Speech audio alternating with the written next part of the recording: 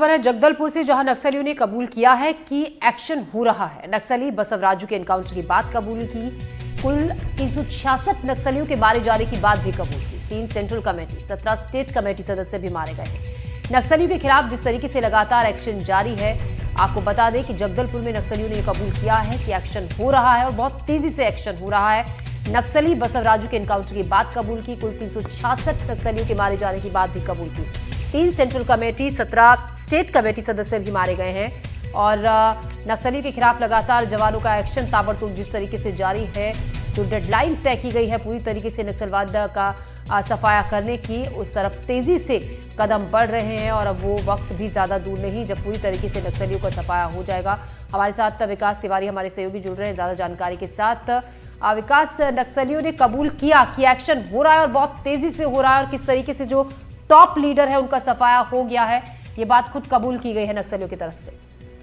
देखिए, माओवादियों ने 11 पन्ने का बुकलेट जारी किया है और माओवादी हमेशा से ही अपने लेखा जोखा बुकलेट के माध्यम से जारी करते रहते हैं। उसी आधार पर इन्होंने एक नया बुकलेट जारी किया, जिसमें सबसे पहले तो उन्होंने लिखा है कि वो अपना 21वां, इस बुरे परिस्थिति के बावजूद 21वां वर्षगांठ मनाने जा रहे हैं और इसके लिए आह्वान भी किया है जनता से। वहीं दूसरी ओर अपने लेखा जोखा में उन्होंने बताया कि इससे पहले जब माओवादियों की जो पार्टी के जो संस्थापक रहे हैं चारू मजूमदार, जब उनकी हत्या हुई थी, उस दौरान पार्टी इतने बुरे दौर से गुजर रही थी जितने बुरे दौर से फिलहाल गुजर रही है। माओवादियों ने अपने लेखा जोखा में आंकड़ा बताया कि कैसे उनके 2 साल में 366 साथी मारे गए और सबसे बड़ी बात यह है कि उसमें सेंट्रल कमेटी के और जेडसी लेवल के साथ ही स्टेट लेवल के सबसे ज्यादा माओवादी साथी उनके मारे गए।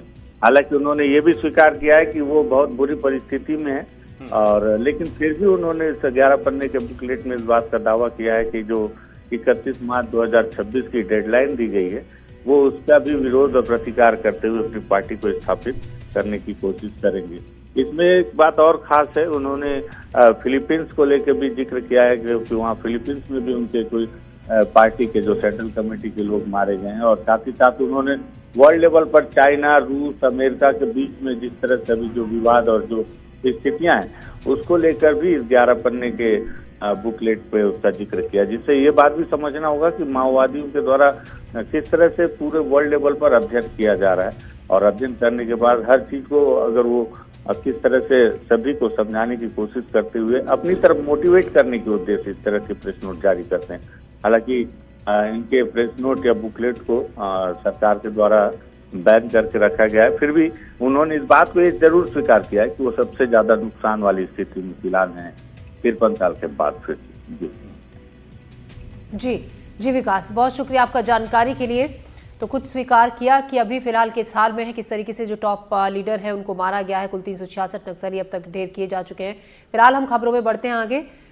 और कांकेर से इस वक्त बड़ी खबर है, जहां 8 लाख का इनामी नक्सली ढेर किया गया है। जवानों से हुई मुठभेड़ में नक्सली को ढेर कर दिया गया। पीएलजीए मिलिट्री कंपनी का यह सदस्य था। परतापुर के जंगलों में नक्सलियों से मुठभेड़ हुई और मारे गए नक्सली के पास से हथियार भी मिले हैं। तस्वीरें इस वक्त आपको दिखा रहे हैं। आप तस्वीरों में वॉकी टॉकी, नक्सली साहित्य, इसके अलावा पिट्ठू बैग, जूते आप देख रहे हैं। तो ये नक्सली के पास से जो सामान बरामद हुआ है वो हम आपको तस्वीरों में दिखा रहे हैं। इसमें वॉकी टॉकी, पिट्ठू, इसके साथ साथ आपको नक्सली साहित्य भी नजर आ रहा है। हथियार बरामद हुए। तो ये पीएलजीए मिलिट्री कंपनी का सदस्य था और इस पर कुल 8 लाख रुपए का इनाम था।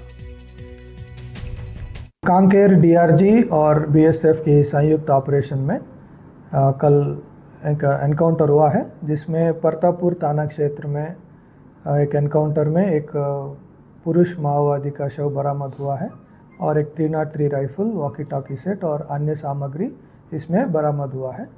प्रथम दृष्टया ये जो मृत माओवादी है इसको मासा नाम से पहचान हुआ है, जो कंपनी नंबर 5 का सदस्य है, जिस पर 8 लाख का इनाम घोषित है।